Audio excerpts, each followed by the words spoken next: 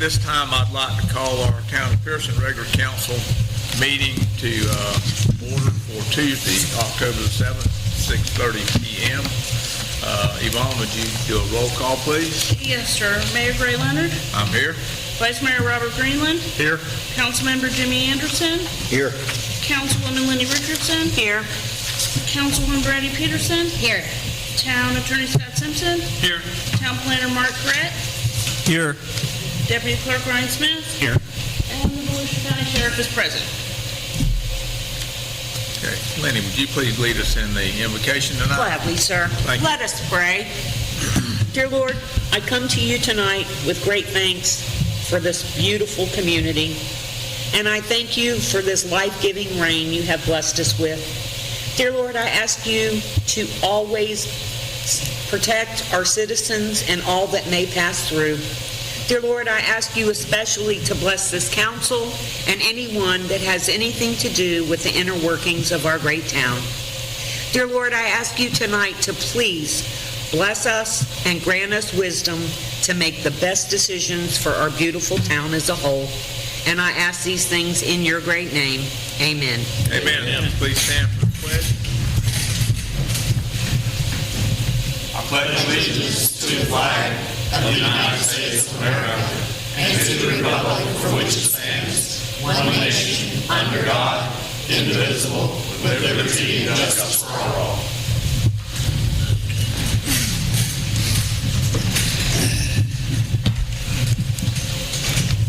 All right. The first item of business tonight is item number 4. It's approval of some past minutes. We have minutes from a regular meeting on September 16th, 2025. We have meetings from our proposed trim budget meeting on September the 8th, 2025. And we have meetings from our final budget meeting on September the 22nd, 2025. Has everybody had an opportunity to look over those minutes? Yes. If so, I would entertain a motion.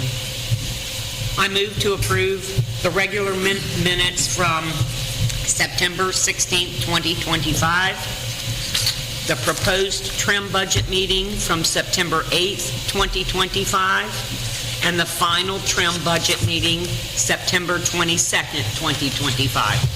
There's a motion on the floor by Council Member Lenny R. Richardson to approve the minutes from the meeting on September the 16th, 2025, September the 8th, 2025, and September the 22nd, 2025. Is there a second? Second. Seconded by Vice Mayor Robert F. Greenland. All in favor of passing those minutes for those 3 meetings, say aye. Aye. All opposed? So carried. Minutes for the 3 meetings have passed. Moving on to item number 5A, it's an ordinance, an annexation ordinance on some property on US Highway 17. Let the record show this is the second and final reading for this ordinance, and it's an ordinance voluntarily annexing in some property, and I want to turn this over to our attorney, Scott Simpson, at this time. Ordinance number 2025-06 by title only for second and final reading. An ordinance of the town of Pierson, Florida, annexing by voluntary petition certain real property owned by Florentino Melendez, bearing parcel ID 4701001002430, located on the east side of US Highway 17, 365 plus or minus feet north of Palmetto Avenue East, with the address of 765 North US Highway 17, and located contiguous to the town of Pierson in accordance with the voluntary annexation provisions of Section 171.044 Florida statutes and other controlling law, redefining the boundaries of the town of Pierson to include said property, providing findings, providing direction to town clerk to record the ordinance with the clerk of the circuit court, with the chief administrative officer of Volusia County, and with the Department of State, providing a legal description and a map, repealing all ordinances in conflict herewith, providing for severability, providing for non-codification, and the taking of administrative actions, and providing for an effective date. Let the record show that this ordinance 2025-06 has been read by our town attorney. I'd like to open up the floor, see if there's any discussion. Probably start with Mark first, see if he has a plan. Mark, do you have anything that you want to add on this? I don't have anything to add at second reading. This was approved at first reading, I believe. This is the one where the zoning and comp plan amendment were contingent upon this act, because we had not yet heard back from the county in regards to whether they had any objection. That's all been resolved now. The thing with the county has been resolved? Yeah, yes. Okay. Anybody else? Anybody in the audience that has any questions on this voluntary annexation on this property? Okay. Being no further comments, time to call for the I make a motion. motion for this. I make a motion to approve ordinance 2025-06 Okay. on its second and final reading. All right. Let the record show the motion has been made by Vice Mayor Robert F. Greenland to approve ordinance 2025-06 regarding an annexation of the property on U.S. Highway 17 on its second reading. Is there a second? Seconded by Council Member Jimmy Anderson. Ready for the question. Yvonne, would you give us a roll call vote on this, please?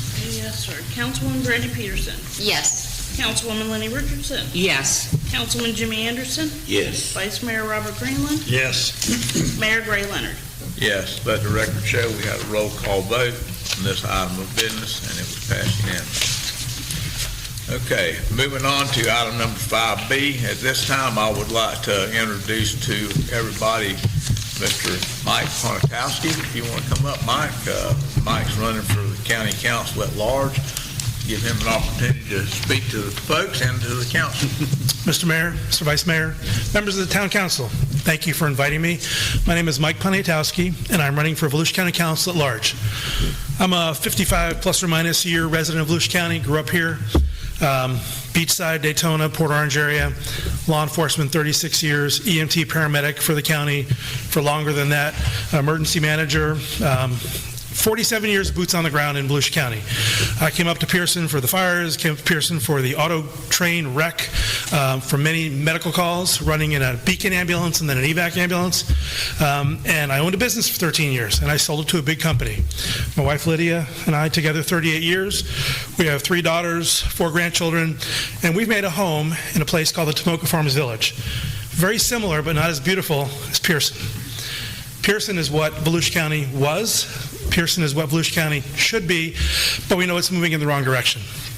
We know that development is rampant. We know that we've lost a lot of our ability to govern ourselves with home rule. SB 180 did that to us. Altering Chapter 72 in the County Code of Ordinances did that to us as well.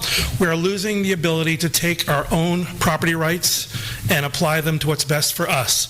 Other folks are subrogating that to themselves and telling us how we can use our property, or how they're going to develop a piece of property near our neighborhoods and either flood us or just develop us out of affordability. And we're seeing that everywhere. I know that budgets are important. I know that your tax base is very limited. And I know that you guys are struggling with your funds. So we have to work together to make sure that Pierson stays Pierson. This was Pierson Elementary School. My brother was the assistant principal here. I think he was the principal here for a number of years, way back when. So we're locals. Our family is local. We know what Volusia County was. We love Volusia County. I'd love to say we want it to stay the way it was, but we know that's not happening. But we need to attenuate what's happening to us. We need to support, as a county, the cities and the towns. We need to make sure that our taxes are affordable, and we can cut back. The governor wants to remove property taxes. Well, how are we going to pay for that? He still doesn't know. 12% sales tax, value-added tax, we don't know. And then again, Tallahassee will decide how that money is distributed to the cities and the towns.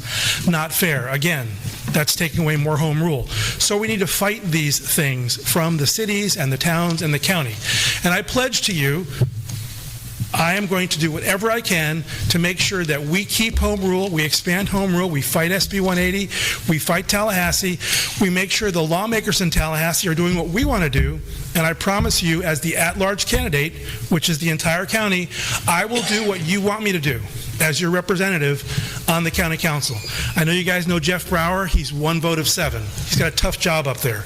But if we elect the right members to the county council in 2026, we can change the course of history for Volusia County. Not for me, not for you, but for our kids and our grandkids. And I have them in Volusia County, and they've been here their entire lives as well. So I promise I will support you. I will work hard to be transparent. I am not bought and paid for by developers. I refuse to accept their money. I'm a grassroots challenger and a campaign. Of course, Jake Johansson is leaving the county council to go for the state office, state senate. So I'm running against another politician. I'm not a politician. I'm not with the in crowd. I'm an individual who loves the county, who wants to help. I've got a lot of experience with 47 years of working in Volusia County and making things happen. I'm a change agent. I am going to be an activist county council member, and I'm here to support you. So I could go on and on and on. I appreciate you having me. Thank you very much, Lenny, for inviting me. Thank you so much. Yeah, thank you. Driving up 17 here, it was beautiful. I mean, I love it here. It's nice and quiet. So again, Mike Poniatowski, Volusia County Council at Large. Thanks, citizens, for listening to me as well. I'm here to support you guys. Whatever I can do, I'm leaving some literature for you to pass out. MikeP4Volusia.com. Please visit my social pages and my website. Reach out to me. I'll be happy to visit again, talk to your groups, walk your neighborhoods, and let you know what I'm all about, more so than tonight. And I support your endeavors, and I want to make sure that Pierson, the town of Pierson, is successful in perpetuity. And we need to make sure we support whatever you guys need in Pierson, from law enforcement to whatever you need, roads and bridges, things like that. I know they're expensive. We need to make sure you guys keep your infrastructure where it needs to be. Thanks for having me. Thank you, Mike. Thank you. Appreciate it.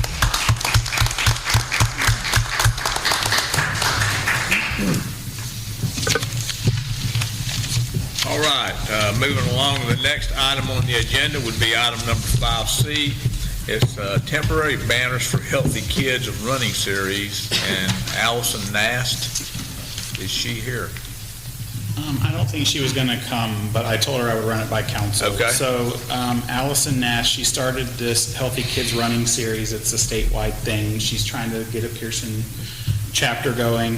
So October 12th, 19th, 26th, November 9th, and November 16th are the 5 days. It's all Sundays. What was it?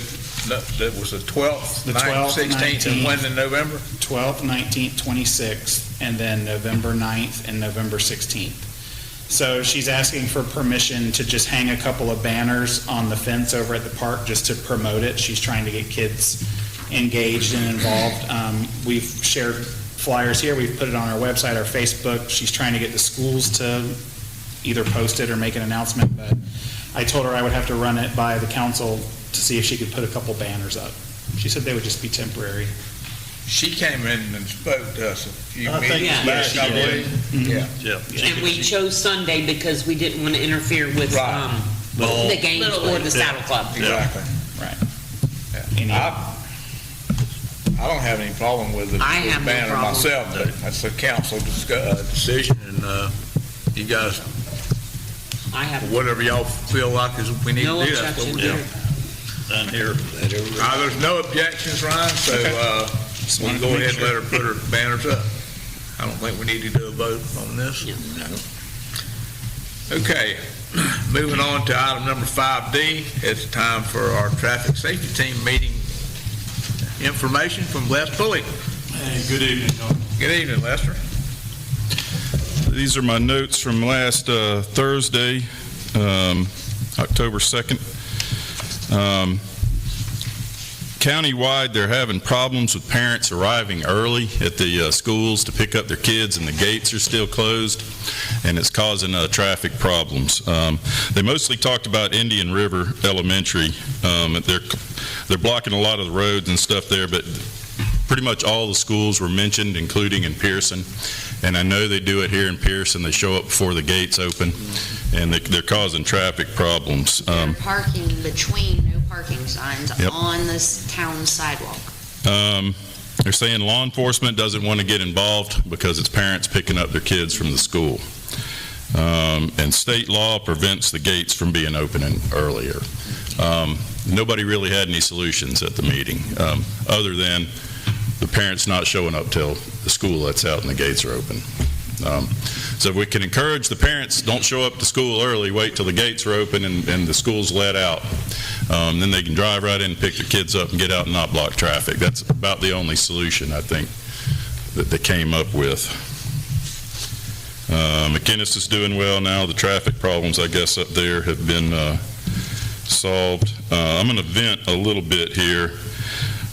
Last spring, we had problems with the buses were not picking up kids within 2 miles because he said it was a walk zone. We did have a few kids walking. I think most of the parents were bringing their kids. I talked to the traffic people, the transportation people, and they did an assessment over the summer, and I thought that was cleared up. I was waiting on my kid at the bus stop the other day, got a call from my wife. She was on travel for work. My kid was left at school. And I went up there to pick him up and talk to the school, and they said, we are within a walk zone. We live 2.5 miles from the school. So I guess they expected my 8-year-old to walk home from the elementary school. We live over here on Pine Street. That's a pretty good walk for him. The school blamed it on transportation. I couldn't get hold of anybody at transportation. My wife did, vented her frustrations with them. Transportation blamed it on the school. But Charlie's back on the bus now. But just be aware that that's still an ongoing problem here. Wait a minute. I'm going to have staff go through some archived minutes. I'm pretty certain we were told that no matter where you lived, the kid could ride the bus. That was my understanding. Am I correct, Sue? That was my understanding because of the speed on US 17. Correct. Yeah. And the fact that the sidewalks there are just have all that debris on either side, that was brought up at the same thing. You can't see the kids walking from Washington to school. They said that any child, no matter if they lived across the street from the school, could ride that bus. It was about 2 or 3, maybe 2 months ago. It's been fairly recent. Well, they're doing it again for whatever reason. I don't know how long it's been. I think it's been longer than a couple months ago. Yes. But I do know that it was brought up, and that the children were supposed to be able to ride the bus if they needed to way to get to Correct. school. I mean, to expect a child to walk from way out there on Pine Street all the way up there where the elementary school is absolutely absurd, in my opinion. I asked about the other kids on his bus, and they said they were all special needs. And I said, all the other kids in my neighborhood are special needs. And they said, yeah. And I'd like to go back to this parent pickup and then getting there early and all that kind of stuff. The school board, not just here in Pierson, but the school board as a whole, they need to do something about it. It's their responsibility to have it to where those kids can be picked up safely. And the way they park on Washington Avenue, not only is it dangerous for traffic in general, it's dangerous when those kids start getting out of school and darting across the street in between cars and stuff like that. And isn't there a bus loop that they have up there that's not used that much that the parents could make a loop through or something over toward the west end of the school? Only one gate can be open. They're only allowed to open gates that have a manned. They have to have somebody staffing the gate. Down to one, and I'm at the SAC committee, Right. and it's down to one now that Well, Originally, either Taylor or the elementary school said the reason they did it is because they only had the one school resource officer, and they didn't have the people to man more than one gate, which is why when this new policy went into effect last school year, that was what they came and told us, is that they could only open the one gate because they only had one man. It had to be manned at all times by either an employee or a school resource officer. That was the original. Now, maybe they only let you do one now for security purposes, but. security, they changed it. And now the thing that they have to pass through is at that one gate. the metal detector or whatever it is. It would solve it if the parents just didn't show up early, because I know they show up real early at the elementary school and the gate's still They closed. do. And they'll back up all the way out to the highway. Are you really saving time if you're there 40 minutes early? No, they show up earlier than that, because Right. I've been there early to pick him up for dentist appointments and stuff, and there's already people there waiting. So, yeah, you're not saving any time by sitting Whether there you're waiting. there 30 minutes after school gets out or 30 minutes before, I don't see you're not really saving time. Yep. It doesn't look like the school board is prioritizing their planning and their, But they were talking about it at the county traffic safety team meeting. That was the hot topic, was how to solve this, but nobody had any solutions, other than the parents don't show up early. We spoke about in a workshop, maybe talking to the high school about switching which gate, because the loop that the bus goes on is way more area for parents to park on instead of on the side of the road. So maybe That was all take discussed, that yeah. back to them. I mean, why isn't that something that Well, they've even looked at? Maybe, I don't know. to me, it seems to me it would be a lot more secure for the students to have them picked up in that loop instead of having parents stacked all the way on Washington Avenue from the highway beyond where the school is, and kids running up and down, darting in and out of traffic. I mean, That's very unsafe. at the old Taylor, when I was in school, the buses used the small loop in front of the school, and the parents used the parking lot, Right. which was the big, I don't I think that understand why, would solve some of this problem up here big time, but I mean, but maybe they don't want parents on campus because of the security thing. They go on campus anyhow, they drive in that one gate. I mean, I've driven in there and picked my grandson up numerous times. It's just unfortunate of the circumstances that's going on, happening in this country. It's causing a big problem for everyone. It is. Anything else, Les? Yes. The county is restructuring, but it's pretty much a name only. The people are all still there doing the same jobs, but they're restructuring, and it's for funding reasons, so that they can free up funds for smaller projects. And they said if you have any ADA issues, to let them know. So I guess that's freeing up some funding for ADA stuff, for accessibility. ADA funds for the school board? What's that? Who's freeing up the ADA The funds? county. County for, And I don't know if that's for municipalities or not, but you could ask them. But they were freeing up, they were restructuring, and they said let them know if you needed ADA money.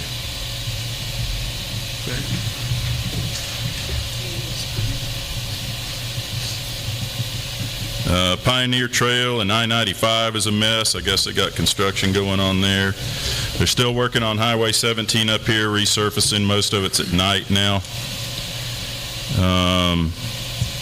We've had 74 fatalities so far this year. At this point last year, we had 80. So we're Behind a little bit? behind a little bit. We had 7 fatalities last month. Here. And that's what I got. Anybody have any other questions? thank you, If Lester. not, thank you very much for the report. Thank you. Les. We appreciate it. thank you. All right, the next item on the agenda is item number 5E, and I'm going to turn that over to our town attorney, Scott Simpson, and this is regarding the Volusia County Sheriff's Office contract. I think you'll have a clean copy of the sheriff's contract, and then you have the copy that has my comments on it. And if you want, I can go through each comment and just explain what my reason for comment was, or if you just have however you want to do it. However you think you need to do it. All right, Go yeah. ahead. I'm going to leave that up to you. Okay. Is that better?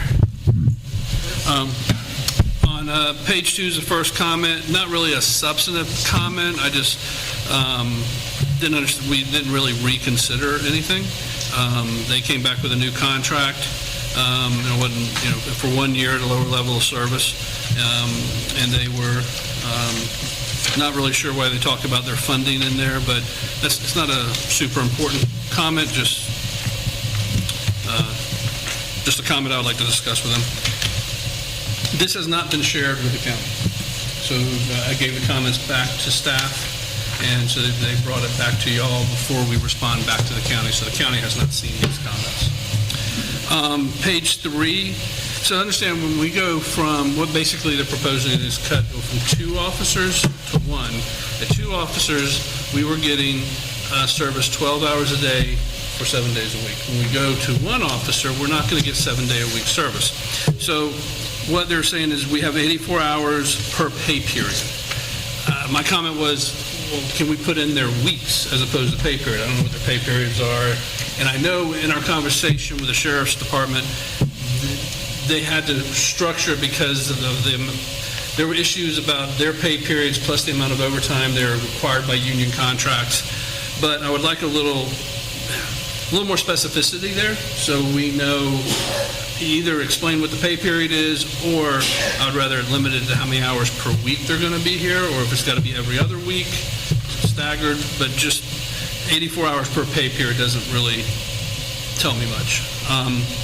The other comment is, now that we're not going to have coverage every day, that the sheriff gets to determine, when the 12-hour shifts occur. I would like for the city to preferably be involved in that decision-making process of what 12 hours are we talking about are going to be covered, but at a minimum, they ought to be able to give us notice as to when those 12 hours will occur. But I would prefer that we be involved in that decision-making process. If you go to page 4, the first comment there is a comment I made when we had the sheriff, we talked to them about coming back with something.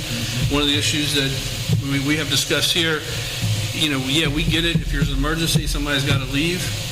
But if we don't get our allotted time because they have to leave, then we need to be credited back those hours. Whether it's reduced costs on the next payment or whatever the case may be. So basically, you're talking about we want to pay for what we actually get. Yes, sir. Yes, sir. The next one is not a substantive comment. It just seems a little inconsistent with me, where they're explaining how the revenue works. And in the first paragraph, the first comment I had, they said that the level of service, and that such level of service reduction has a direct implication on the county's municipal service district funding model and a corresponding taxing structure. Well, then this says that it doesn't really impact the county's taxing structure because we're paying for our service and the countywide funding deals with countywide issues. So it seemed a little inconsistent to me, but not a major substantive issue. Going on to the next page, page 5, paragraph 13, as we discussed, the contract really should be from October 1st of 2025 through September 30th. It ends on our fiscal year when our fiscal year ends and doesn't carry into another fiscal year. So if we do that through part of November, we are paying for the higher level of service that we're getting.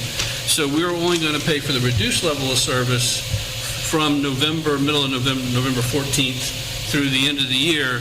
That figure there is based on a full year, so that we need to adjust that back to correspond to the actual number of days.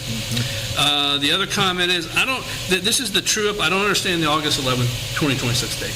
Why are they need to do a true-up after the end of the term. Our current contract says the true-up's due in December, after the term's up. So I don't know why they're going to do a true-up on August 11th of 2026. So that just needs to be explained. On page 7, it says that the agreement takes effect on November 13th. So that would be the date. So November 13th, we start paying the reduced amount. But it should not be a one-year contract. It should be less. September 30th of 2026 is what we want. And there's also... Because the current contract carries it through November the 13th, 12th, whatever. Well, it's not the current contract. We have a 3-year contract. Right. We gave 60-day notice. But the 60-day notice carries it through to that date. But we need to get back on a fiscal year. The fiscal year begins and ends. And then the other comment is, they have in there that the sheriff may, on an annual basis, request an increase in total cost of service by a figure that does not exceed the actual increase.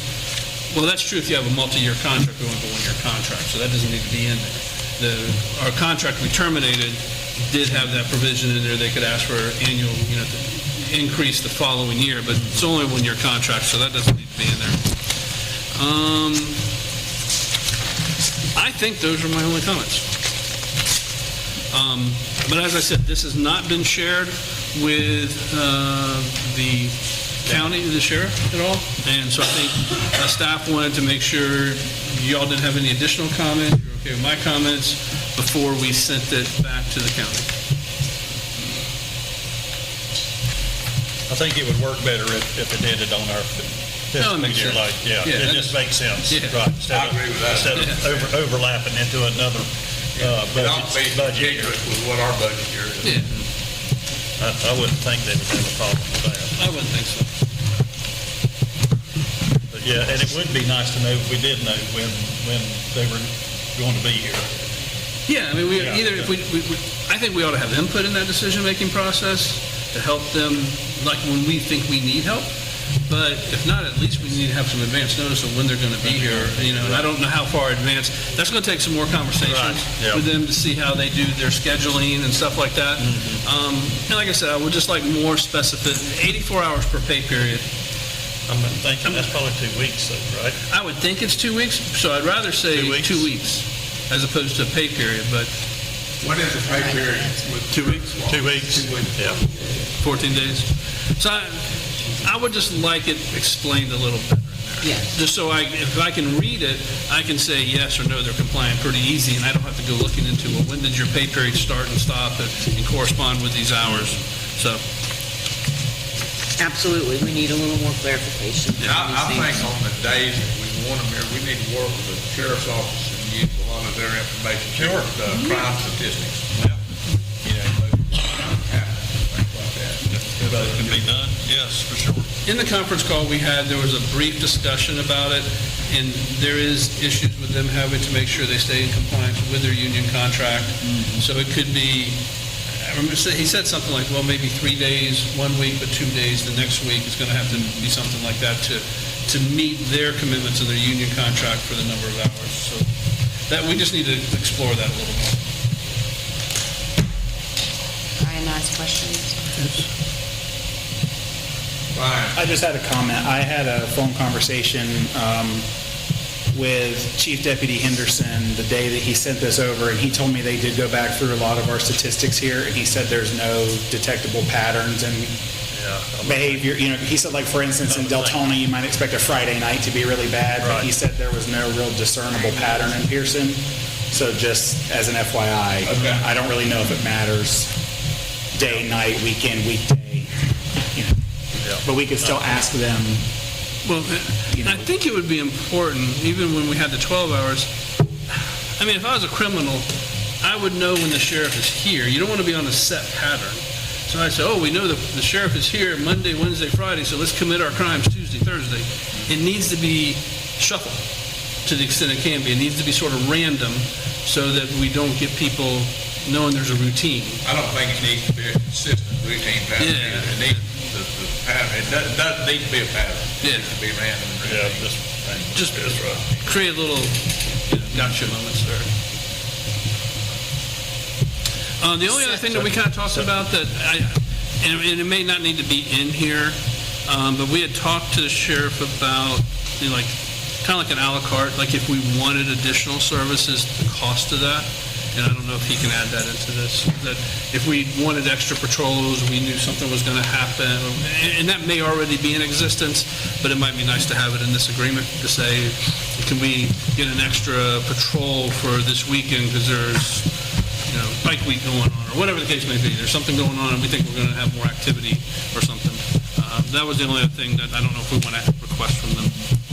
But I mean, hell, we've not even had a deputy at our meetings until recently, under contract. This is the first time that They're here last time. Last time. Okay, well, okay. I know they hadn't been for several meetings prior to that, sure. You know, so what are we getting for these enhanced services? I'm confused. Well, Are we needing to make the motion to approve what you I Is would. that what we're No, I don't think. I doing think here, or I what? mean, my We're thought just is giving that you the okay to do that? to bless going forward with these comments. Not that you're making a final decision on it. Correct. If there's additional comments that y'all want to make, let us know. We can incorporate those in when we send it back to them. But I think staff wanted to make sure you were comfortable with these comments before we forward them to the sheriff. Not that you're bound by them. This is our, response to their proposal.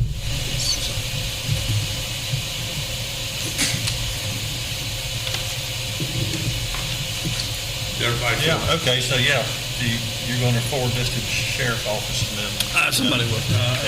Maybe Yvonne. Or Yvonne. Somebody, or me, whoever. Does everybody feel comfortable with the way this is? I mean, I feel pretty comfortable with it, and now's the time to throw any Yeah, I mean, but suggestions in. I mean, we got a little bit of time. yeah, we do. We need to probably plan on having a final contract no later than the first meeting in November. That would be ideal. It's not far off. Nope. So, and I guess, to answer the question, what are we getting for the enhanced services? If we were unincorporated, say, we would be taxed in MSTU.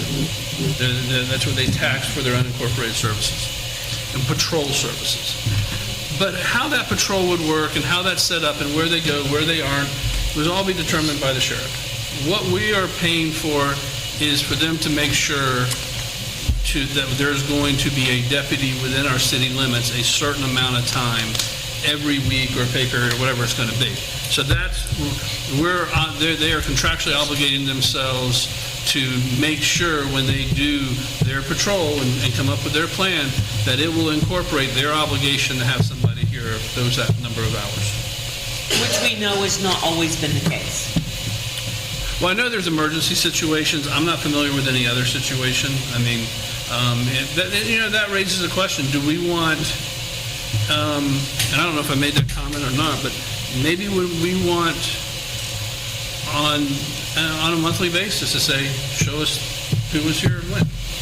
Just give us a little report and say, here are the hours that they were there. We comply. I don't know. Maybe they do that already. I don't know. If we're not doing it, it's one thing when we're doing the same number of hours 7 days a week, as opposed to now we're going to be random. So we might want some reporting to make sure that they were here, because they're not going to be here every day. That they've complied with whatever that contractual number of hours obligation was. Crescent City has a very similar situation where Putnam County receives their services. Every month, they're given a report of these are the calls that were within the city of Crescent City, and these are how they were resolved. And so you would know what what's happening each and every month. You would get to hear it. So maybe that is something that could be requested as part of the show us the hours you were here, who was the deputies that were here, the number of hours, the days, the hours that were here, and then a summary of call reports. I'm pretty sure that in our original, what's going to be the previous contract, that was in there. It said if we wanted reporting, we would have to coordinate them. But we could request that from them. I don't know if it's in this contract or I haven't looked at that one, but I don't know if the town ever did that when they were here. So no, it happens But it says we Crescent City every month verbally. The report is presented, and then it is verbally summarized by, a sheriff deputy every month in Well, I Crescent think City. we're going to be under contract, and they're going to be providing these services. It would be nice if we would know what we're actually receiving. Get a report. And what's It'd happening. be nice to get a Exactly. monthly report, And I think, if that's possible. and I would think it should be part of I would think so, too. But we also have to keep in mind that all of this work and all this beating around, it's for 1 year. Next year, we're going to be right back in the same position as we are right now. Oh, yeah. Because this less amount of money is for this year. Well, we're back under the same thing again next year when it comes to how much money it's going to be. Yeah. But things like having a monthly report and those type of things should be staying firm Oh, yeah. regardless if it's carried on from year to year. I mean, I think it's beneficial for the citizens to know and for the council to know what's been going on, what the sheriff's office has done for the month.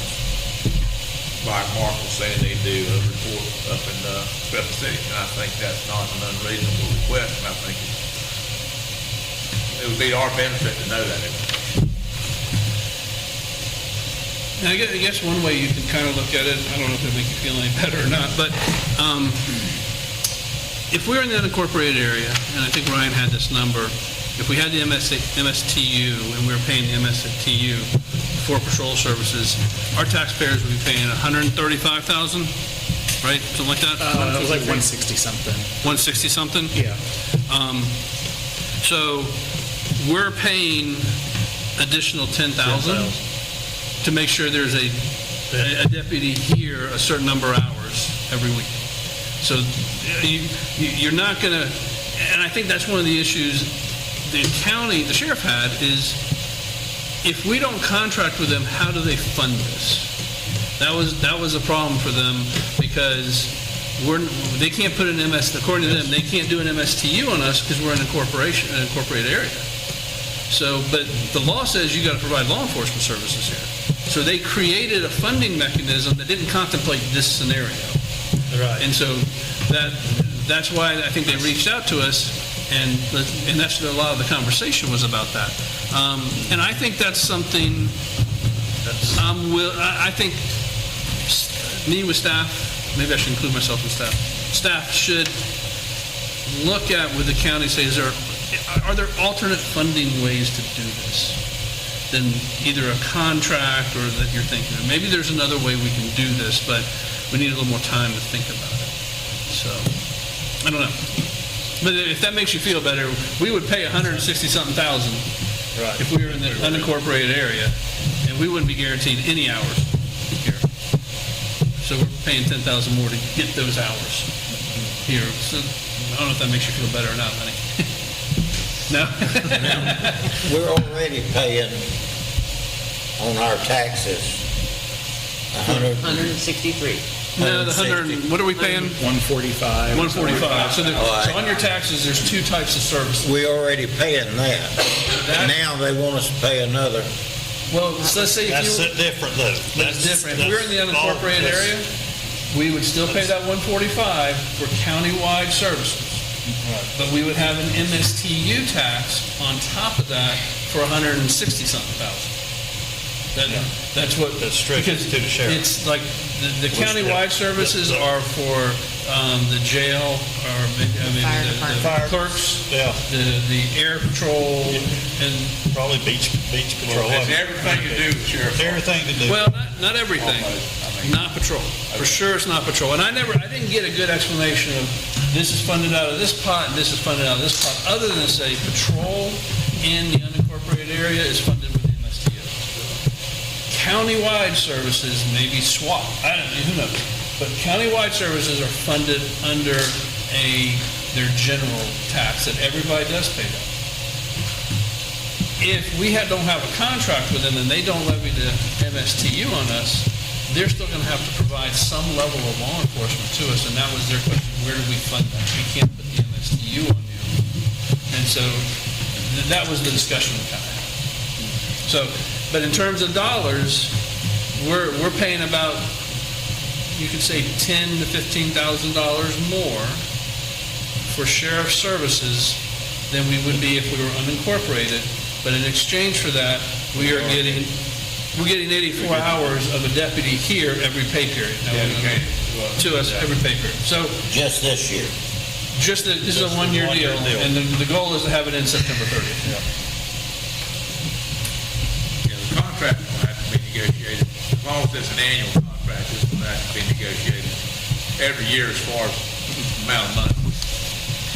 Our revenue, I don't foresee our revenue increasing No. like it is everywhere else. I don't either. So that's my beef with all of this, you know. Yeah. We just don't have the increased revenue. We don't have it. And I know that the sheriff's department realizes that. They do. We've had, Ryan had conversations with them, we had conversations with them, so we've told them that. And, not to say one thing or another about it, it wasn't staff who reached out to the county sheriff for this last conversation. they reached out to us. So we didn't go to them and say, hey, can we do a one-year contract? They came to us and said, hey, can we do a one-year contract? So that's how the one-year contract came about. So I was looking for a longer-term contract, just lesser service. They, but they didn't want to talk about it, but then they came to us with a one-year contract. And, we don't have to do another contract. We can be in the exact same position next year. So, we're not going to, we just don't have to terminate the contract. We just, it's expired, we'll let it expire if we can't come to something better. But I think there needs to be a long-term solution here, whatever it is. So based on that, with adding in that we want reports on the hours expended during the month and also a summary of the calls, and added that in there so that would be provided every month. And that way we can monitor, since it's not going to be 12 hours every day, we need to monitor the days that they're here, so we can do that. So we'll add that to the comments. They would give us a yearly summary. Oh, yeah, they came in, I remember that. They've always done that. But if that could be done monthly, it would be. They don't need to do the yearly then. It would be way more beneficial to us. I agree with that. It would be a lot more beneficial to us to know exactly or have at least a better idea of what's going on. Right. Okay. So we'll go ahead and forward this off back to them with that additional information request. But we still gonna have, if the sheriff's department, whoever's on duty here for them hours, they still gonna take off, just like they always have, and go down there to an accident, which most of the time, they don't need to be there, but they'll be 2 or 3 of them there. That kind of goes along with the monthly reporting of the hours, and our request to say, look, if you're supposed to do, so you say 84 hours every pay period, so they say 168 hours a month. I fluctuate a little bit about that, but 168 hours, but they can only report 160 because they had to take somebody off for an emergency, which I understand that if there's an emergency, they need to devote their resources. We shouldn't we shouldn't pay for those hours that we didn't get service. So those 8 hours need to be credited back on the next month's bill or quarterly bill, whatever it is. And that allows us to account for it every month. That's the reason that monthly report says that's exactly what's happening. But we'll see what their response is. If they have a response so we can get it back to you in 2 weeks, we'll do that. Good. Sounds good. Anything else? No, Mayor. Anybody in the audience have anything they want to ask about this? Okay. Being no further discussion, we'll move on to item number 5F. It's the homecoming parade, and I believe that's going to take place on October the 17th. Is that right, Yvonne? Yes, sir. Okay. And they want us to participate in that and be in it. I would want to know who has the newest looking vehicle we could all maybe ride in. So we could participate in it. I think Paul George does. Paul gonna drive us? I think Paul will drive us. Would Paul volunteer for that?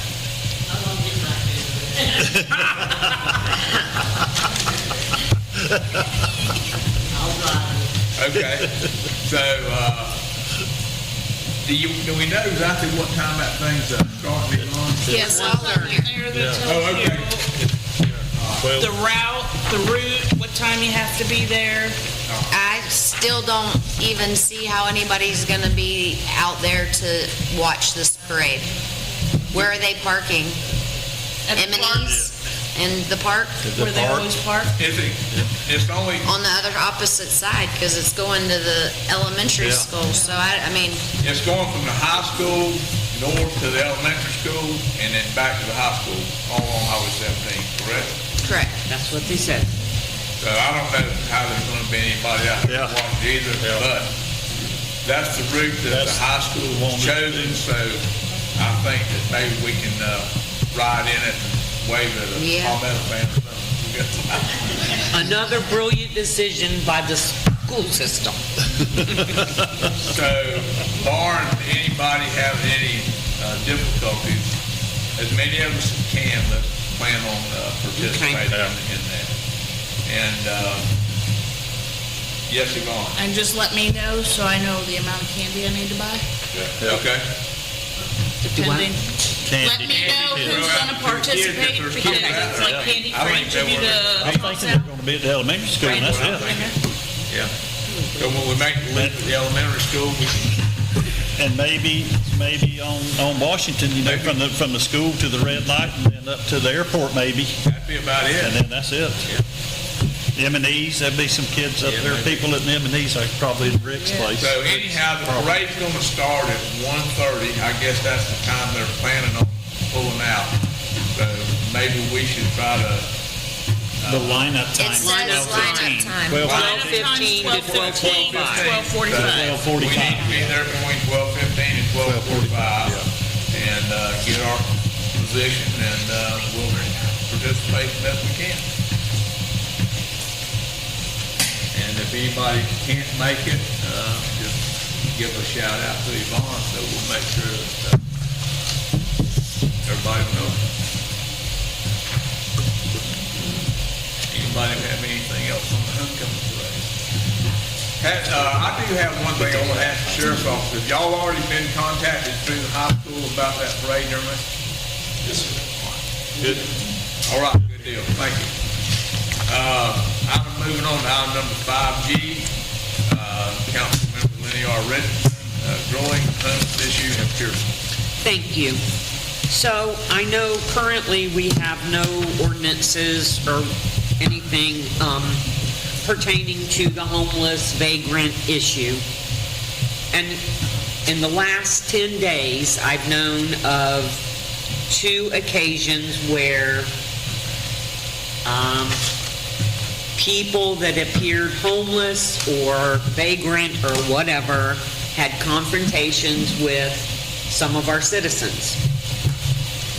One business owner, a guy threatened to kill. Where was that at? A&M Greens. Really? Yes. So a deputy responded and said that they would move this person along. He said he lived in Emporia. Later on that day, he showed up on Pine, right, Robin? Burnswood Road. Out of his mind. There was a confrontation with some other people that lived out there.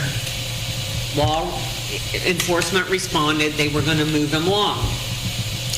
We had a guy hanging out here at Pierson Discount Beverage for several days, laying on the sidewalk. He was sleeping at our community center, in the front of the community center. I just wondered, what can we do before we have one hell of a budding issue here? I'm gonna have to ask our attorney and ask the Yes. sheriff's office, for some input on that, because I don't know the actual answer to it. I saw an individual sitting pretty close to the Dollar General store in a wheelchair. That's He's him. gone now. That's one of them. He's in Crescent City. That's one of them. Does he? It is a tough issue to address. All the communities have issues with that. Daytona Beach adopted a very strong panhandling ordinance, and theirs got overruled, but they lost in the local federal court. They're now up on appeal. Not sure how that all is going to play out. But panhandling is if they're begging for money. These people, I don't think they're asking for money. No, they're just passed out. Causing, yeah. Yeah, they're They're crazy. it's public property. Right. And, somebody's walking on public property. When do they commit a crime where the sheriff's office can step in and do something? When can they Baker Act them because they're a threat to themselves or other? It's a very high standard. I know this local governments, I think it was sometime by the end of last year, all the cities are supposed to adopt the provision just for their codes. I think it talked about no sleeping in parks or something like that. Did y'all remember doing that? That's before I started representing you. I remember something coming up Something about a year or two ago about panhandling. This isn't really panhandling. This deals with sleeping in parks and do you remember anything about that? They were, I don't remember the details because homeless is kind of, it's outside of like land use. Yeah. They're kind of merging them together. But yeah, I think you had the ability to pass an ordinance that would prohibit. Yeah, I think there was a requirement to do it, and then there was a requirement that the counties start addressing panhandling. But what I'll do is I'll look at the ordinance we adopted in Holly Hill and Lake Helen. I'll send it to staff and Mark, and if we have something on the books like that, great. If not, we can bring it back. It basically, I just put the language in that was required by state law, and it talks about a step process towards escalation in terms of how do you deal with somebody who is sleeping in a closed park. And the state, and that came out of the state of Florida. They were pushing for that to be kind of illegal, to try to enforce people sleeping in parks. And as far as I know, that's still a valid law. I don't know if the county has done anything to help create the funding mechanisms for that. We obviously have the First Step Shelter. I don't know if we all participate in that. That's kind of expensive to pay for.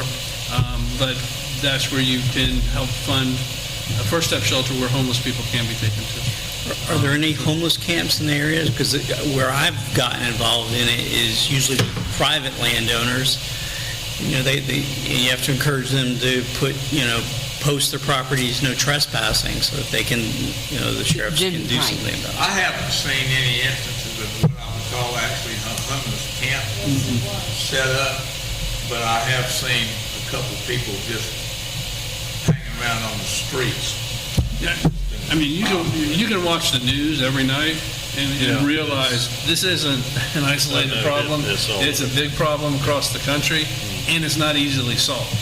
Before I ask you, Steve, let me go to the sheriff's department. How do you guys normally handle a vagrant or somebody that's just trying to live on the street or live in public property, or how do you guys deal with that? Thank you, Mr. Mayor. It is a challenging issue, but we will respond to every call for service that we have of a subject that's causing an issue, any disturbance. We evaluate every one of those calls individually based on the totality of circumstances. Usually the laws that will apply are trespassing or any types of assaults or batteries if anything got physical or any threats were made. And also, where the challenge comes in is if the individual's on private or public property. If they're passing through, which is your biggest issue here, on using sidewalks and public roadways, there's really no violation of law. We can sometimes get lucky with a pedestrian violation, but that doesn't really do much other than issuing someone a citation. There's nothing custodial about that. It's not a problem you can usually arrest your way out of, so we do try to use services like your town attorney mentions, Marchman Acts, Baker Acts, for people that are, as the councilwoman stated, out of their mind, and we'll evaluate those people on an individual basis to see if they meet criteria for protective custody, and then we'll transport them to a receiving facility or be arrested if needed. But generally speaking, we have to evaluate each individual basis to see what we can, if we can do anything. And as your attorney stated, oftentimes there's not a violation of law and there's not enough in the circumstances for us to make a Marchman Act or Baker Act detention. So we do what we can. The moving people along statement does actually make sense at times. We try to, hey, what's your destination? What can we do to get, because oftentimes these folks are at risk as well. Every individual, some people are threatening, some people do commit crime, others are just passing through. And what we try to do the right thing, and we try to facilitate appropriate movement when we can assist in that regard as well. So it's an uncomfortable situation for everyone. As far as presence at camps, we're not aware of any significant buildup. We deal with, in the south end of this district, we deal with homeless camps. I have a running log for the district.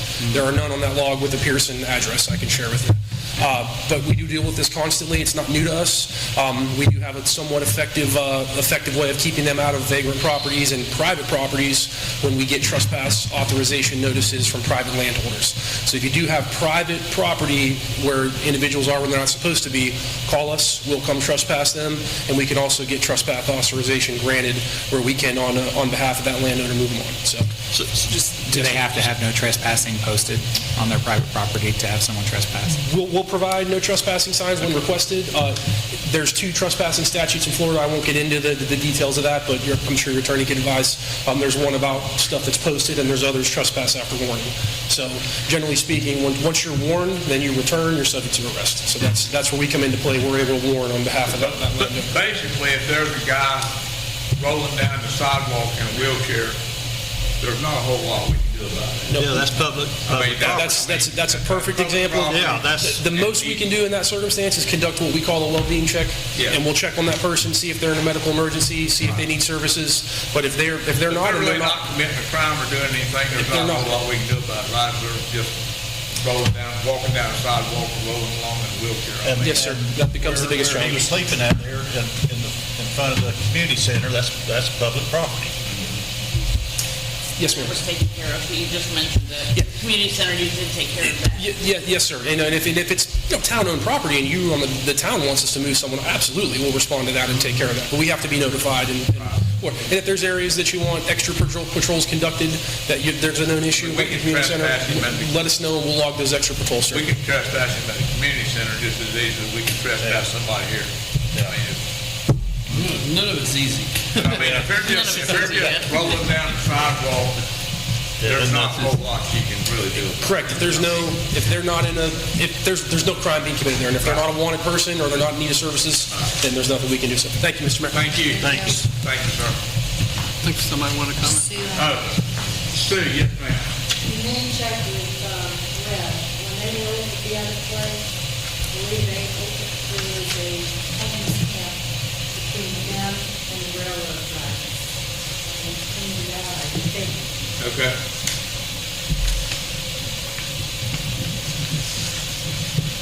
Between where? Between where the therapy place was and the railroad track, but I'm thinking Just a it little- might be behind where the therapy place was, like between First Avenue and Second Avenue. Yeah. Because I know Back in at one behind time there. there was an old house right back in there. I haven't been back in there in years. It's been a long time. Years, but Jackie Smith owned the house back then. Philip, yes, sir. I just want to say on this matter, dealing with my whole career, I've dealt with a lot of homeless people. And if we do have it in our area, it's best for you to go ahead and address it right away and try to get them out there. When it's costly to, have somebody go in there and skid steer mow an area to open it up so you can see them in there. But it's a lot cheaper and better to do that versus them piling a bunch of trash and needles and worrying about somebody tripping on needles. We've dealt with it a lot. It's a constant issue. So it's been, but there's solicitation, put it up against the FD, address it right away. I love this little small town, I think, for that. Thank you. Anybody else? Anybody in the audience have anything else? All right. Moving on to the item number 6, this other business, updates by the mayor. I don't really have any. I just want to say that I believe our scarecrow contest is moving along. I see that. Put them up there, and I'm glad we're going to have a good turnout for our folks riding homecoming parade. And I'm going to pass that on to Vice Mayor Greenman. Do you have anything? I do have something. The Monday or Tuesday after the rodeo weekend, it was brought to my attention by Public Works that there is 32 feet and 2.5 inches of our sidewalk that's been busted here at Chipper Jones Park, probably due to people driving on it. And I've played phone tag with Billy Smith all afternoon to try to get a price on what, I don't have any idea how much that area is. It's 32 feet, 2.5 inches by 5 feet by, I guess, 4 inches, or however Is that like between the driveway going into Little League Park and the railroad tracks? No, it's the other one.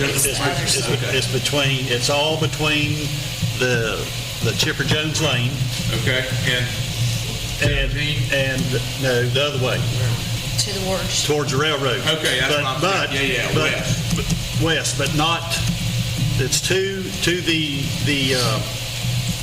the other turn in there, in Oh, front of the Moeller's house. I know what you're talking Yeah, about. Where right. there was a driveway put in there, Yeah. that was about the extent of it. Right. It's all in there. But yeah, I went and measured it today, but yeah, it's Speaking of it's 30, sidewalks, 32 feet. another It's spot busted. on the west side of 17, just north of A&M, that I don't know what the hell happened there, but it's raised up probably that high, the sidewalk is. I noticed I went Did you on there notice this that? evening, Yeah. and that has been removed. That piece of cement's been removed. Okay. I don't know. DOT took it out this afternoon. DOT took it out? It was definitely down here. That whole time. Okay. I Yeah, will, but I don't know what caused it, but it was I just know, like it yes. Buckled. buckled Yeah. for some reason. But it's right, almost by the driveway where you're turning into A&M. I'll be darned. But anyway, I will, I'll get with Billy before next meeting and get a price on what that might cost to fix. But, it should be fixed. A lot of people use that sidewalk there all the way. Well, bearing that in mind, if we go to the expense to fix it, somehow or another, we're going to try to keep people off of it. Yeah, well, And it's, I don't know what the answer to that. No, what the meter is, but- I don't either, but I just wanted to bring that to y'all's attention because the boys brought it to my attention. All right. And, I told them I'd report to y'all at our next meeting, so I have. And you But gonna I'll get a hold of Billy and get a price on what, that would cost to replace, fix that. Okay. The And only way you can, on that, you'd have to put a fence up, just like we did from the community center this way, and block that off where nobody goes through there at all. And I that, mean- we could put up no parking signs close enough, maybe, I don't know if that would help or not, but probably not. That's all I have there. Okay. Councilmember Jimmy Anderson, do you have anything you need to bring up? Yeah, I was talking to Lewis about his truck, which I see we got a price here. And there's got to be a solution to all these repairs on these old trucks that we got. Either we gonna have to, if nothing else, lease some vehicles instead of buying. Seem like that would be the ideal thing and maybe we could get with the county and lease, like you said, maybe through them, we could lease vehicles. Lease them or maybe help go Cheaper. along and see how they purchase. That's a better price. I know a lot of people used to lease their vehicles because it's cheaper to do that than to buy them. Well, I agree with Jimmy. But all our trucks are just like the one Chris drives. It's back in the 80s. It's an 80s model? No, I think it's 80 or 90, I think, early 90s, somewhere's in there. I think it's over 20 years old, I know it's so. It's over 20 or 25 years old. And, Well, that could be a 2000. Yeah, it could be. No, we have to. I just know it's an old truck. Yeah. And all we're doing is putting money in them old trucks. And they got Every to have time you turn vehicles. around, They got to have. they got to have something redone to them. So there's got to be a solution on that. Check into leasing a vehicle or two. But right now, we got a bill on his to be done now. Do you know, Scott, that, like Holly Hill or Lake Helen or some of these other small cities, what they're doing as far as replacing their vehicles and keeping them rotated? They get on a program, they do a capital replacement program. But And do they lease them, or they just, everything I've seen is buy-in. Yeah. Okay. But they'll buy them through a piggyback contract with a bigger, like a county, and you can buy them through, for the police cars, they'll do it with some sheriff in a different county. Most of the time, it's always a piggyback contract, which is where they get the best deal. I think there's something, So there's- state sheriff's office. Right, there's, contract or something on what that. most of the cities do that do lease, they lease off a state contract, because the Yeah, it'd be a state piggyback. gets a very large, they get purchase price and they get a lease price. And a lot of those cities will piggyback off one or both of those. Yeah. So, Usually, whether it could be a state contract, it could be others, but leasing is just a form of financing. Right. And you really just got to, and I don't know how many miles you put on a truck, but that's the biggest issue with a lease. You're capped on how many miles you can have, but this is a small area, so maybe I don't think we put that many actual miles on our trucks Right. a year. I mean, I could be wrong about that. But I think ours is more or less, they're just old. Well, when things settle down, maybe get Ryan to explore some options here. Yeah. Anything else? Lenny? Yes, sir, I have a few things, thank you. Back in July, we talked about the dead trees that DOT or whomever sprayed. Have y'all ever heard back from them, Yvonne? We need to rattle some cages there. Those trees, there's some big oak trees there that are dead.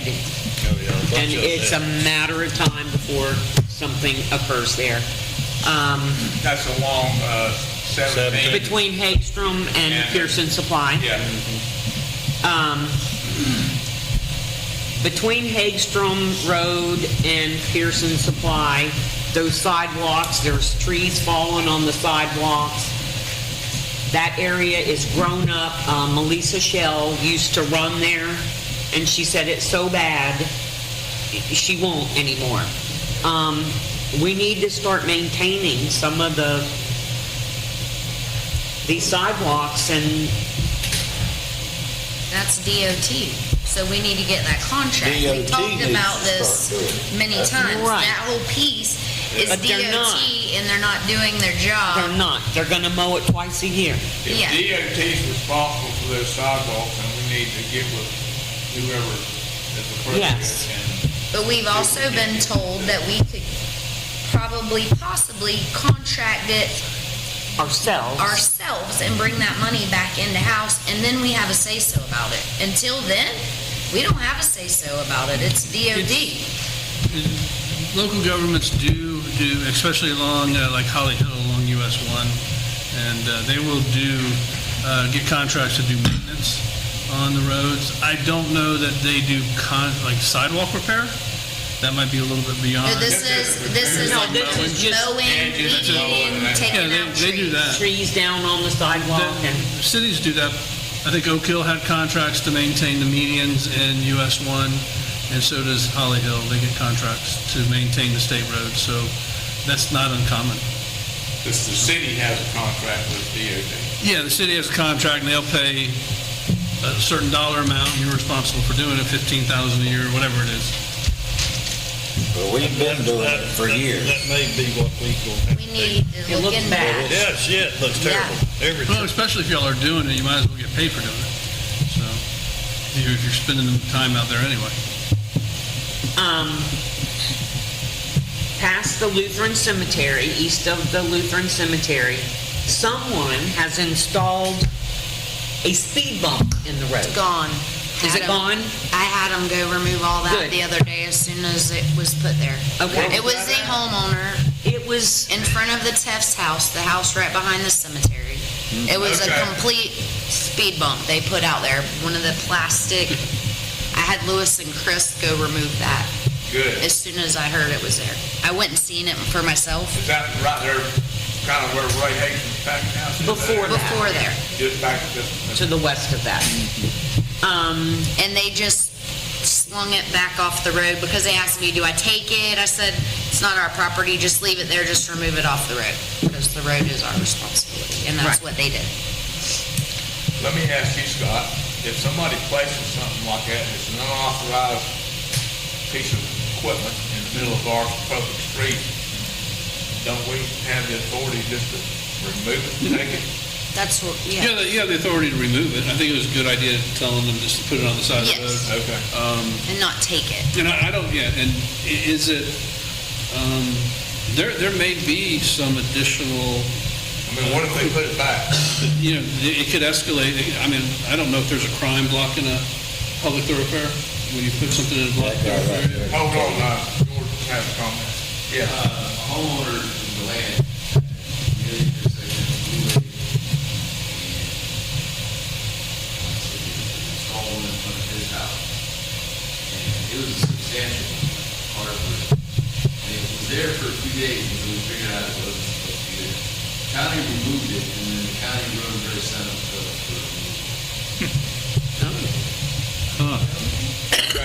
Do the school kids go all the way that far? Yes. Yes. That's what he did he? Put that out there and slow them down. It about knocked one of our business owners' head off, he said, when he hit it, not knowing. He said his head about hit the top of his truck. They come down, Blake, they come down Frederick, and then they go around Third Avenue, going back out to 7th. Trying to get the fastest cut. Trying to get in the front of the line. I spoke with Chris Ingalls at DOT, that 50-mile-per-hour sign, Yes. southbound,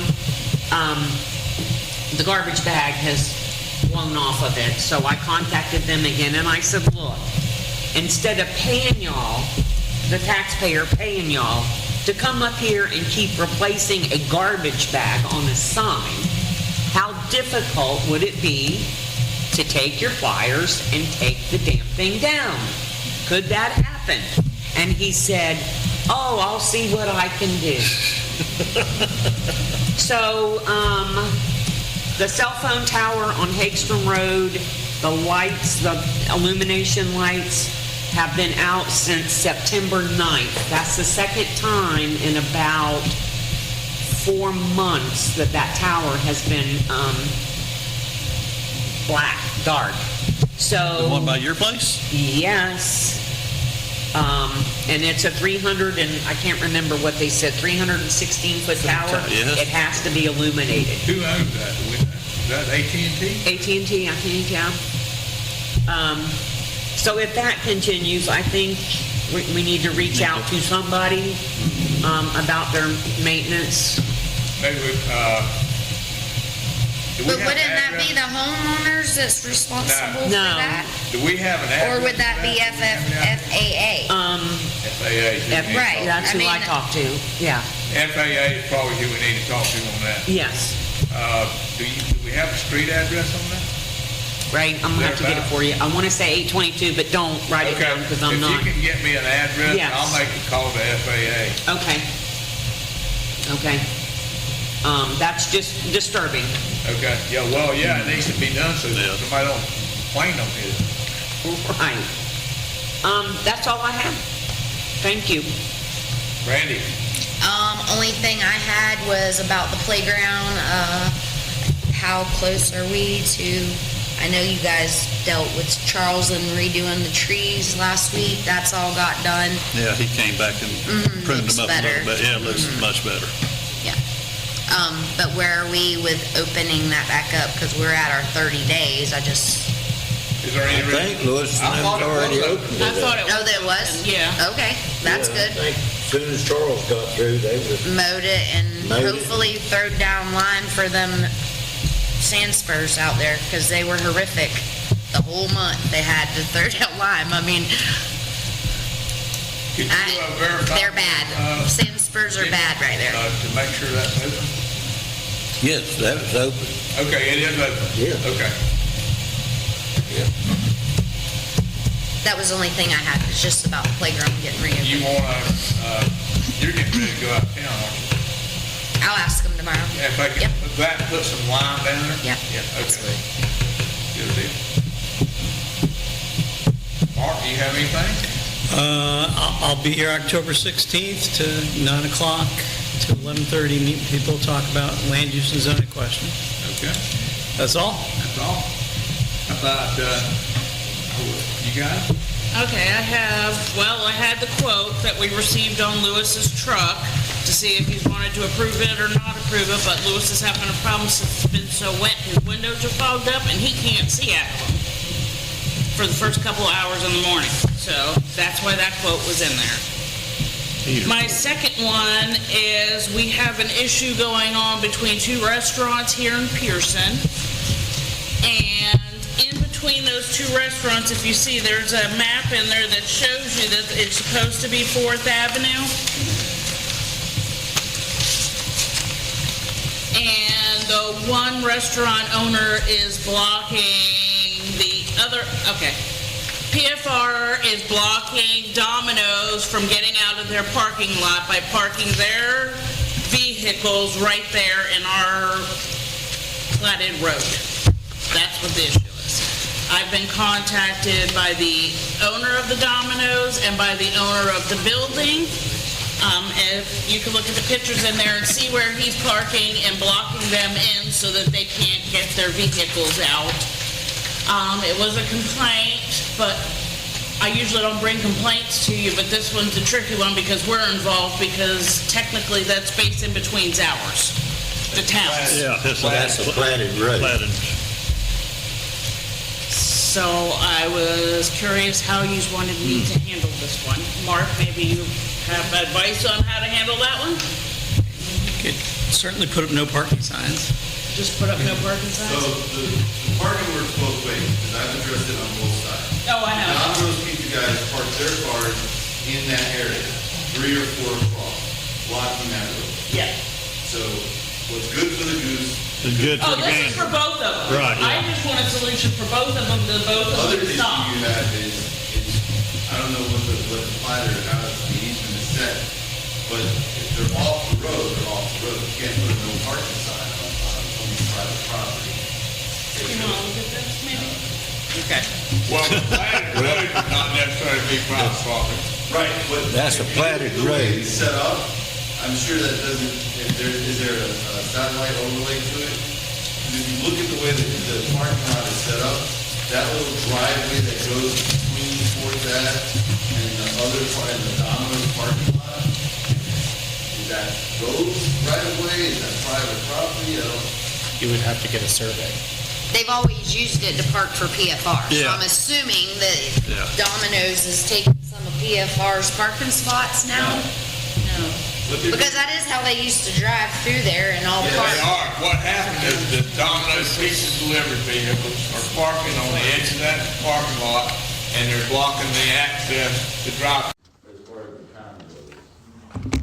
But it's two businesses arguing with each other. I agree. It's kind of a civil thing going on. Even though it's our property in the middle? Neither one. There is a document that's been provided that shows at least the property appraiser's records. Obviously, this isn't survey data, but this does appear to be the area where the pictures are taken. It appears to be an extension of 4th Avenue. Yes. I've looked at it on the satellite photos, and it shows that it's, yeah, it's a platted, there's no street there, but it's a platted road. So, if we're gonna open up 4th Avenue where we just removed the mobile home, then we agreed to that before. Yes. Well, it's open. It's only gonna be, it's gonna be open to the railroad track, and then we're talking about another little piece of the road right there. I mean, The should we part of- open it all the way up and quit I'm asking, Well, the part, is that gonna cause more havoc? the part that was opened up on the other side of the railroad track, the agreement was that Jeremy was gonna maintain that. No? We agreed that. That the Jeremy town was gonna would, clear the because we road. can't To mow the road, Yeah, that's all. yeah. Yeah, he was gonna just clear it, leave it as a dirt road. And he's clear. Yes, as a platted road now. But it's gonna be mowed all the way to the railroad track. If it's 4th Avenue, it's only that much difference from the railroad track to the highway. I see what you're It's a saying. little tiny. It would It's a be, little it would be spot. weird to vacate that part of it because you've got 4th Avenue that goes east, And and we then you're just gonna had have them clear 4th it. Avenue that comes from County Road, so you're gonna have a space from the railroad to Highway 17 that's a couple hundred feet long. But what do we do about it? Because now it's paved like a parking lot. Yeah, I mean, I was just throwing it out there, because I mean, I don't know either. Or do you just leave it and let them fight it out, and then until something happens and it's town property, and then they come back to us? They already have come to us. Well, if they come back to us and we turn it into a street, then they might. Well, and I think that's why they came to us, because technically neither one of them really own it. Neither one of them really own it. If you were but to they're both- vacate it, it would be split wherever the property lines are, and then part would be PFR's and part would be the guy that owns the Domino's building. But If we're gonna as use of it right as now, Fourth Avenue, we right. have to make a decision what we're gonna do there. yeah, as of right now, neither one of them are really entitled to park there. I don't think you'll ever cross the railroad tracks. Right. No, I don't think so either. It'll make but- it very expensive for you to create a crossing. Yeah, we don't need another crossing. I agree with the sheriff, it's a two business owners. Yeah. That's the way I look at it. And I don't know if we should get involved or not. Well, it's the town's property. The right of way is, Well, there's the road. Both of those businesses have been using that forever, for 6 or 7 years that I know of anyway.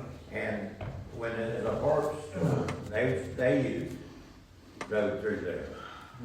Part of them went over there and ate at the restaurant. I think that the issue is that, I don't think that either one of them mind the other one driving through there. The issue is when the Domino's park their cars there, then nobody can drive through there going to Domino's, and nobody can come the other way, going to the PFR either one.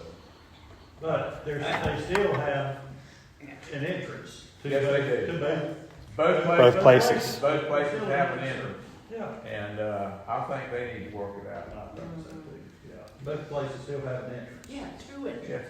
Two entrances. Two entrances. Mm-hmm. Yeah. Okay, that's all I have. I think what I would tell them We is. need to do something about the truck though.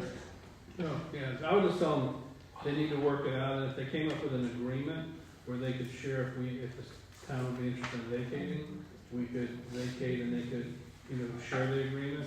But I would tell them, you guys need to work But it out. they have to work out an agreement. They have to work out an agreement. Because if you don't work it out and we get complaints, neither one of you will like the solution we come up with. Right. We're gonna come in with a solution that neither one of y'all will like. So if you wanna, both be happy, work it out. But I agree with you, Mr. Bosner, we need to get back to this, repair work on this truck. Yeah. And, I think this repair work, obviously, is gonna probably have to be done, It's got to be done. and, Yeah, so, that's what I was, yeah. I make a motion to approve the estimate for $1,188.70 for the heater pull and all the, remove it and replace it, and that's labor and everything. Second. been is it 1188 or 765? That's 870. Okay, I see it, sorry. There's been a motion on the floor to, approve the, price on, for $1,188.70 to get the 2008 Ford pickup truck repaired. Is there a second? I'll second it. Motion is seconded by Vice President Robert F. Lane. All those in favor say aye. Aye. Motion carried, so he can get his truck fixed. All right.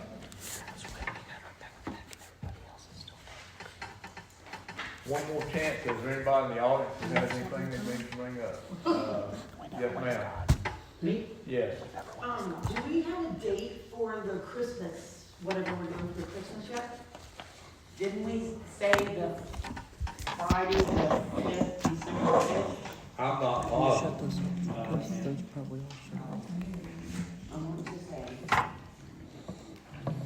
Since it went off, it hasn't turned back on, so I was just shutting the mic off. Do we have a date, Yvonne, you know? if- We'd have to go back and look at the minutes. We'd have to go back and look at the minutes, because I don't remember what we've I discussed don't- a lot of things. I don't remember if we said a date. I'll look it up and we'll email you or call you. I think we did. I think we did too, but I I can't don't know remember what what day day it was. Because we We'll find discussed out. the delayed Christmas parade is the 6th, and we Yeah. said we do it, Well, the Friday, Friday before that. December the 5th is on a Friday. Yeah.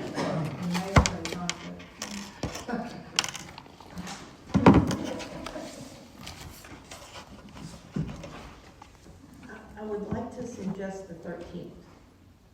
That's on a Saturday, Yes. December the 13th. I don't I know. want to wait until we figure out what we decided on in our previous meeting and get back to them, and then we'll I agree. discuss another date. Yeah. Because we did go through some talking about that. Yes, we date for a did, but I don't remember the exact date reason. you said off the top of my We've had head. budgets and trims and Yeah. all kinds of stuff since then. So let's wait till we hear back and determine if we have set that date before we make a decision. There was somebody else. Paul. How are you? 506 North Pine Street.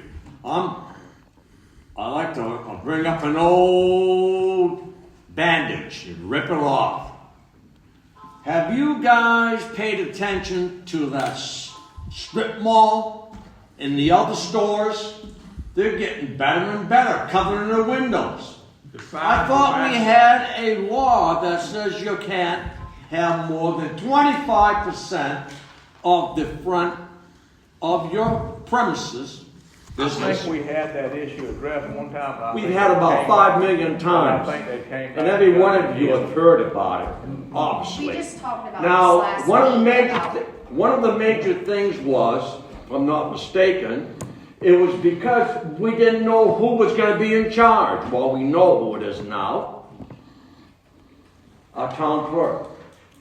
And she can authorize whomever to represent the town to get these people straightening out their windows. It looks like crap.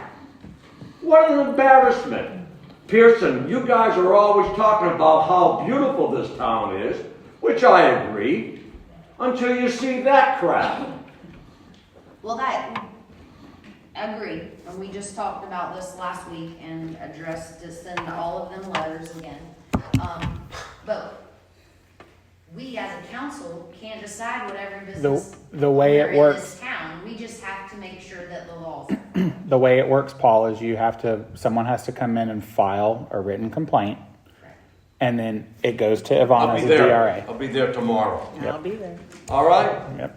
That's what See, you nobody gotta do. ever told me about that. Mr. Mayor, thank you for your time. You're well appreciated. Thank you, Paul. Anybody else? Left. Real quick, Les Paoli, 363 North Pine Street. Just a reminder, the Pierson Methodist Church was interested in participating in the Christmas celebration. So whenever that comes up again, they're interested. I've got something, and I didn't know if Scott wanted to talk about it, but real briefly, Scott and I had a meeting with Chris Rowe, who is an attorney in Tallahassee, who is familiar with setting up special assessments. We had talked about we're going to have to put the garbage back out for bid. The contract ends in March. We've kicked around the idea of putting it on the property taxes. If we do put it on the property taxes, Chris said he would give us a proposal to help us do that assessment correctly, because there's a ton of steps you have to follow. I'll probably be bringing this to the next meeting to talk to you guys about, because what we have to do is we have to advertise a notice of intent that it's going to go on the property taxes and file a resolution stating that before the end of the year. Now, that doesn't mean we're going to put it on the property taxes. It's just that you intend to. It could fall apart and then it means nothing. But it'd be better to go ahead and do the notice of intent and the resolution just to prepare in advance for next year if we want to do that. And then I reached out to the property appraiser's office, and they said they could probably help us with the methodology and counting up exactly how many residential houses there are.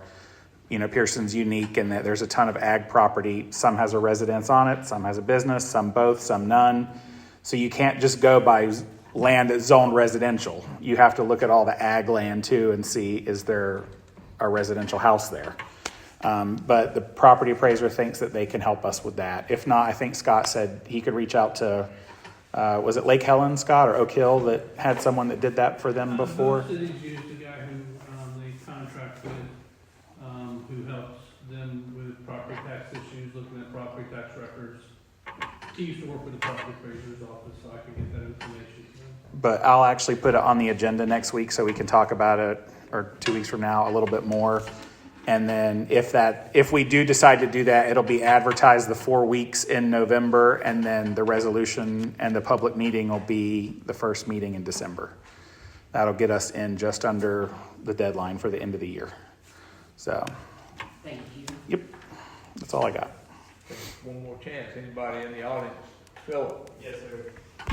On your discussion earlier about the school and traffic issue, I no longer have to deal with it, thank goodness, because my daughter's graduated, but that was a huge issue for me and my wife. We're both working, not being able to drop our daughter off earlier. And then maybe there's a way y'all can work with the school to get the gates open earlier, that would help with your traffic. Plus, people to get to work on time. It was a huge struggle for us. Or maybe come up with a program where, just kind of like after-school program, where they drop them off earlier. Maybe there's something there that you can work with. You know, just ideas on that. And then also, we're representing the Lions Club. Our rodeo was a very good rodeo. Thank the town for allowing us to have it. You know, we look forward to working with you. This is the first I've heard about the sidewalk issue. Not sure how we're gonna address that. You know, that would be something, you know, I don't know if you're wanting the Lions Club to help pay for that. We did have some issues that we had to take care of the night of the rodeo, Friday night. The sprinkler system wasn't working. Had to get Duke Energy out there, David Van Lanningham out there to get that working. Your talent guys, very helpful, called them, they answered. Really appreciate that. Saturday night we had some trouble with lights, but once again, we talked about doing those workshops, and I think a lot of that can be brought to those workshops, and we can work on that together. So, thank you very much. Thank you. Thank you, Bill. All right. Anybody else in the audience? Nothing further? I have some events, some announcements to make before we adjourn. Corporal Taylor High School homecoming is going to be on Friday, October 17th at 1:30 p.m. Have our Pierson vendor market is going to be Saturday, October the 18th, 2025. On 2025, excuse me. CCA 50th anniversary Saturday, 10:25 at 4 p.m. to 8 p.m. And on Sunday from 10:26 from 10 a.m. to 12 p.m. That's the 50th anniversary for the Christian Community Church Association. Volusia Lodge number 77, that's the one in Barberville. They're going to have their 77th annual fish fry. Lodge number 77 is having their annual fish fry. That's located at 210 East State Road 40. That's in Barberville. The address is the Pierson address. It's on Highway 40 in Barberville. It's going to be on 10/18/2025 from 11 a.m. to 2 p.m. And the Pierson Saddle Club is going to have their first show of Buffalo Series this year. It's on October the 18th, 2025 from 10 a.m. to 7 p.m. Please be aware of the following meeting schedules. The next regular scheduled council meeting is going to be on Tuesday, October 21st, 2025 at 6:30 p.m. And there will be a council meeting on Tuesday, November 4th, 2025 at 6:30 p.m. And there will be a planning commission meeting on Tuesday, October 28th, 2025 at 6 p.m. Anybody have anything else? Being no further business, we're adjourned.